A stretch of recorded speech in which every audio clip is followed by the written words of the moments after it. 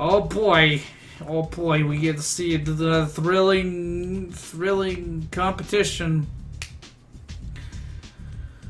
Okay. Moving on to the Garfield Effect Galaxy Adventure Part 14. Friend versus Friend. The sun was burning like stove in the heat, while Garfield journeyed in desert sand.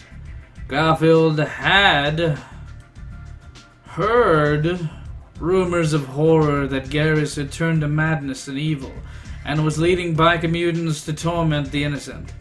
Garrus, I will not believe you have turned to villainy. I will save you from the lies, Garfield said to himself as he journeyed with legs full of tiredness. As Garfield walked, a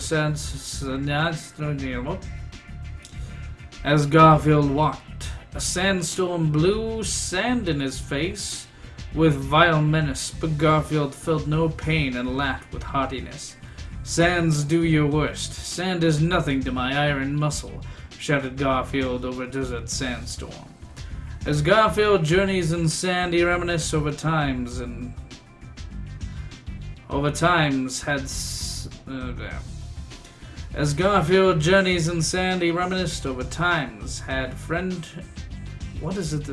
had and friendship shared with Garrus.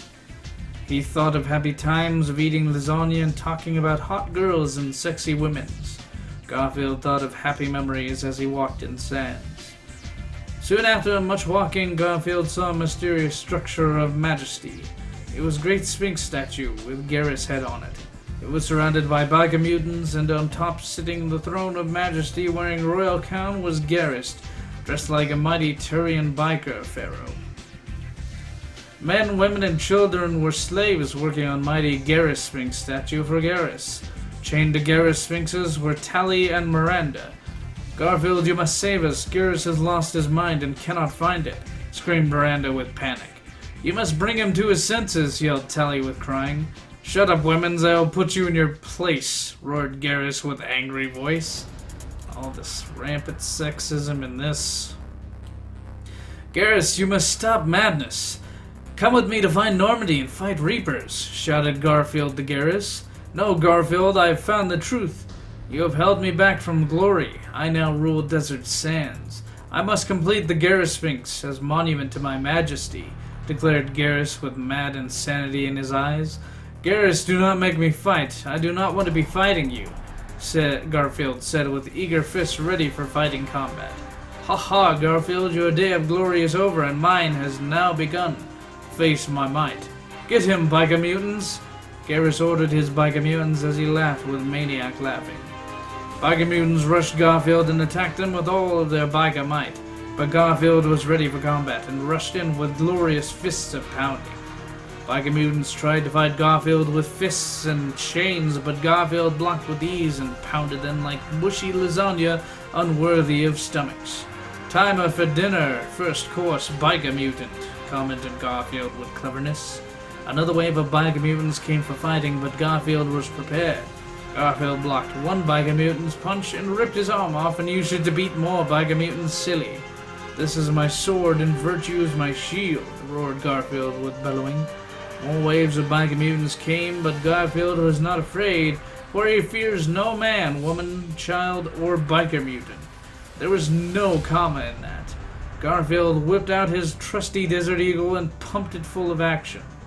You see the problem I have with reading this. There are no commas in some areas.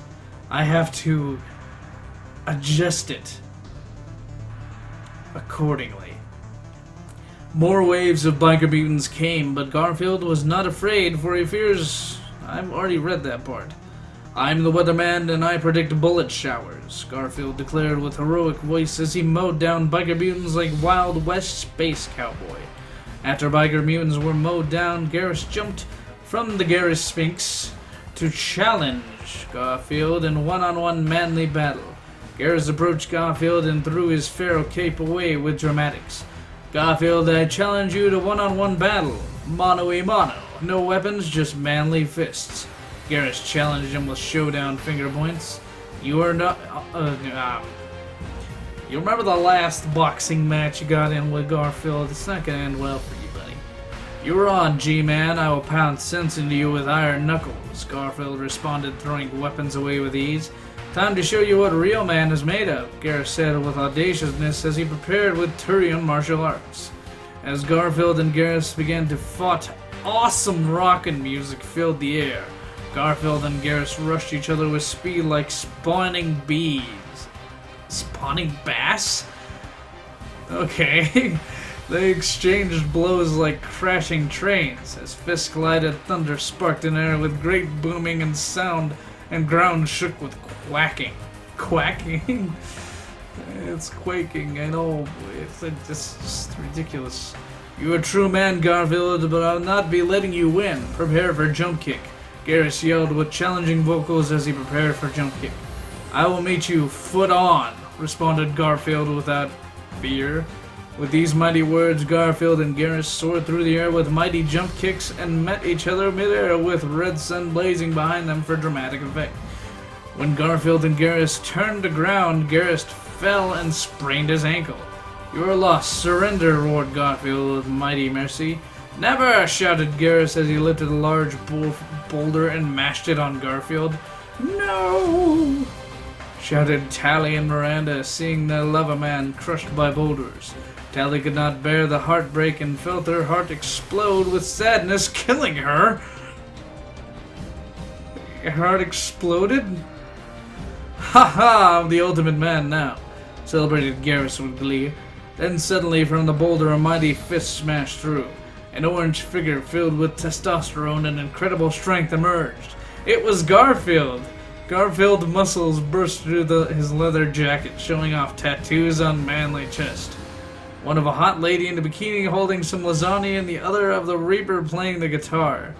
Iron Maiden music was blasting from Garfield's presence and clouds formed in the sky, spelling out his name because the heavens knew the man was back. Garfield! Garrus gasped with awe and awesome power which was in front of him. Garfield's blood became hotter than molten lasagna as he launched fist into Garrus's head. I will make you see truth, Garfield said with majestic majesty as he punched Garrus into Garrus' head and pulled the computer chip from his brain. Reapers have been controlling you with this, Garfield revealed with truth as he crushed computer chip in his power grip. My senses, I have found them, Garrus said with relief as his sense returned from Reaper mind control. Quick, we must free ladies, said Garfield with love of woman as he freed Tally and Miranda, but it was too late for Tally. What is matter? She is not moving, Garrus said, poking Tally with his stick. It is too late. She has died from heart explosion, said Garfield with great sadness and mourning. No! Garrus cried to the heavens as he fell on his knees. Garfield picked up Tally and brought her to empty grave where he laid her to rest. One manly tear ran down his face as he paid with respects. Miranda cried uncontrollably with woman tears. I will be vengeance. I will fight Reapers, roared Garrus with determination. Yes, but remember, Odie is mine, Garfield said with clenched fist and grit teeth. I keep saying that. Fist. After morning, Garfield and comrades traveled back to village where Liara Tassoni was staying. While they arrived, it was night, and darkness and sadness loomed in the air. Garrus was standing atop hill, playing smooth sad jazz on a saxophone to express sadness. Garrus, what is wrong?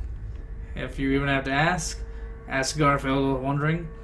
It is my fault Tally is dead. I am a bad Turian, said Garrus with self-blame. Do not feel bad. It was Reaper's fault, not your own. There are other women in the sea. You might not let this keep you down, said Garfield with encouragement. Yes, you are right. Why can I not be manly like you, Garfield? Garrus asked with regret.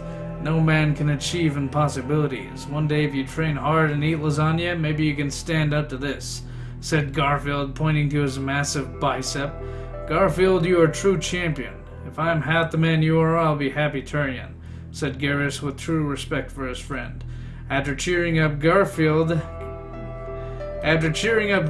Garfield went to check up on Liara Tassoni. What's going on there? Okay. Advertisements. Yeah.